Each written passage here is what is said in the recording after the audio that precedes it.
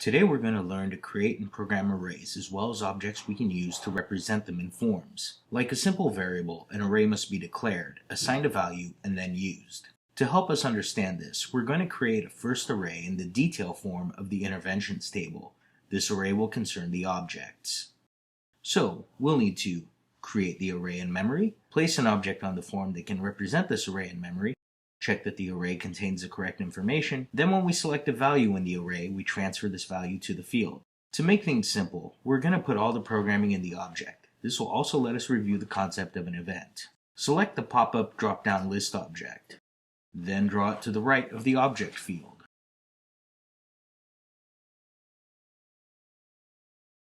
Name it PopObjects. We check the onload and onClicked events. Then we edit the method as follows. The object method will be made up of a certain number of elements. Initially, the test of the event. If it's onload, we create an array of 5 elements where the first will contain training and so on. And when we click on the object, the transfer will take place here in the object.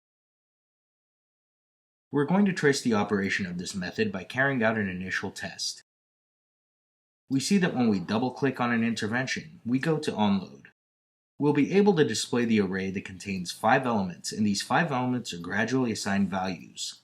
The intervention appears. When we choose a value in the menu, we see here the line number indicated in a variable, which is a variable that has the same name as an array, but which is a long integer type variable. And here we see the 5 elements of the array, the elements 1 to 5, and then the 0 element, which we'll come back to later. When this method is executed, the event concerned is onClicked. We can check that an element has been chosen.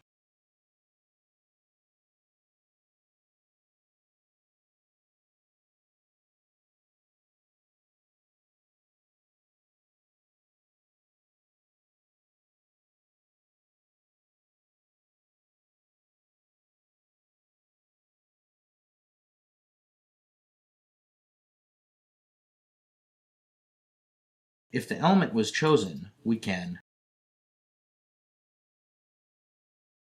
pass by the intermediate variable, here chosen element,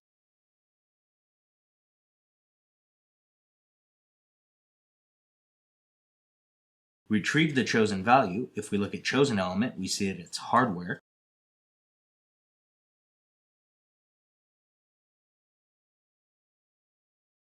And transfer this chosen value to the object. We can replace these 3 lines by a single line as follows.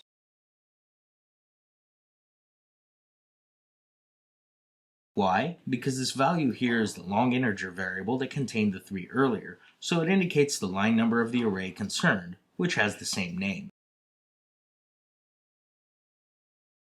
For generic issues, you'll often find this type of syntax, which uses a pointer to the object. Since programming is carried out on the object itself, self refers to the object, and when we write self, we indicate the array at the row chosen in the array, and we transfer the contents directly into the object. We're going to trace this to check that we get the same result.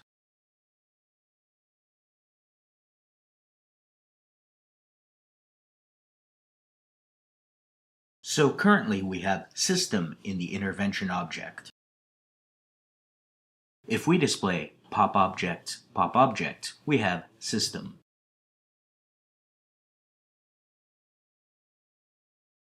If we display self, we also have system.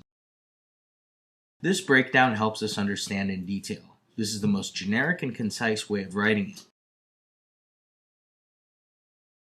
Now we're going to create a new array where we can enter a date to within plus or minus 10 days. Duplicate the object. Rename it.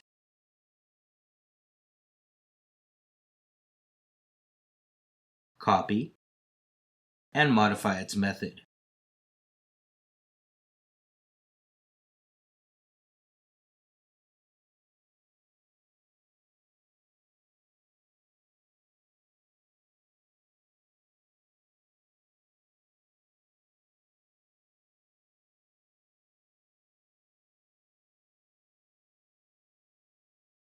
This is a date array of 21 elements, today plus 10 days, minus 10 days, and we'll write the most concise code this way.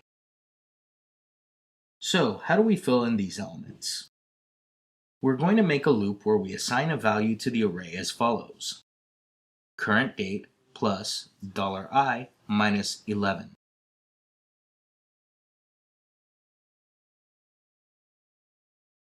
Of course, the array will have the correct name, and now we can test it, and we'll see here that when we choose a value in the array, it is shifted next to the intervention date. Now that you know how to program arrays, you can represent them in different 4D objects, such as list boxes. A list box is an object made up of one or more columns with headers, and it is precisely the column that interests us, where we'll just write the name of the array that we managed in memory.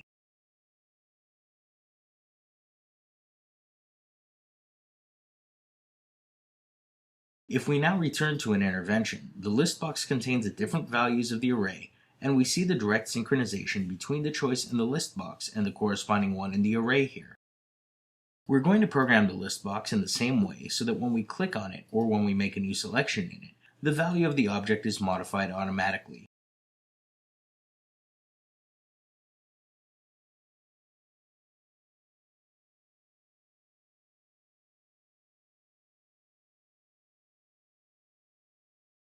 So in the list box, we check the onClicked and onSelection change events.